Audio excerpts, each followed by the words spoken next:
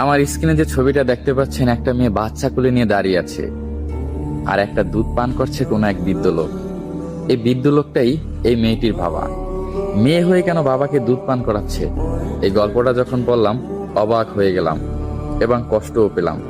কোনো একটা দেশে এই বৃদ্ধ লোককে মৃত্যুদণ্ড দেওয়া হয়, কিন্তু বৃদ্ধ লোক ছিল নিরপরাধ।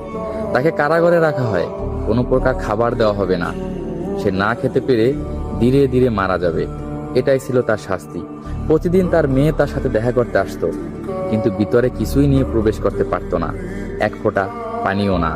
বাবা না খেতে পেরে ধীরে ধীরে মৃত্যুর কোলে ঢেলে পড়ে। বাবার এই অবস্থা দেখে মেয়ে নিজেকে সামাল দিতে পারলো না। বাবা ক্ষুধার যন্ত্রণায় ছটফট ছটফট করে। মেয়ে ভাবলো, আমার বাবা কিভাবে মরতে দিতে পারি না। বাবার পিপাসা যেভাবে হোক দূর করতে হবে। কোনো কিছু না পেরে সে তার একটা দুধ বের করে বাবার সামনে দিল, আর ক্ষুধার্ত বাবা কোনো কিছু বিবেচনা না করেই মেয়ের দুধ পান করে পিপাসা দূর করলো। এভাবে প্রতিদিন সে বাবাকে দুধ পান করিয়ে যেত। অনেক দিন হয়ে গেল, বৃদ্ধ কেন মরে না? ঊর্ধ্বতন কর্তৃপক্ষ চিন্তায় পড়ে গেল। একদিন মেয়ে যখন আসলো এবং চুপি চুপি যখন বাবাকে দুধ পান করাচ্ছে, কোনো এক প্রহরী এটা দেখে ফেলল। সে ঊর্ধ্বতন কর্তৃপক্ষকে জানালো। ঊর্ধ্বতন কর্তৃপক্ষ এই বিষয়টা নিয়ে একটা মিটিং করলো। এটা কি অপরাধ নাকি অপরাধ না? অনেক বিবেচনা করার পর তারা বুঝতে পারলো এটা অপরাধ না, এটা হচ্ছে মানবিকতা। আর মানবিকতা সবার চেয়ে ঊর্ধ্বে। মা বিভিন্ন রূপে আমাদের সামনে আসে, কখনো মেয়ে রূপে, কখনো বউ রূপে, কখনো মা রূপে। সর্বোপরি একটা মেয়ে মা। আর মা কোনোদিনও চাবে না তার সন্তান তার চোখের সামনে ছটফট ছটফট করে মারা যাক, পিপাসার্ত অবস্থায় থাকুক। সে নিজের জীবনের মূল্য হলেও তার সন্তানকে বাঁচাবে, সন্তানের পিপাসা দূর করাবে।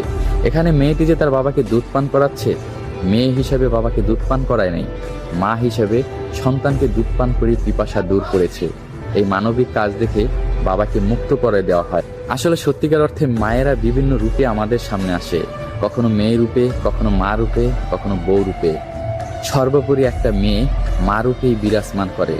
আর মায়েরা থাকে মমতাময়ী। মমতাময়ী মা কোনো দিনও চাইবে না তার চোখের সামনে তার সন্তান পিপাসার্ত অবস্থায় থাকুক এবং ক্ষুধার যন্ত্রণায় ছটফট ছটফট করে মারা যাক। এই মানবিক কাজের জন্য তার বাবাকে মুক্ত করে দেওয়া হয়।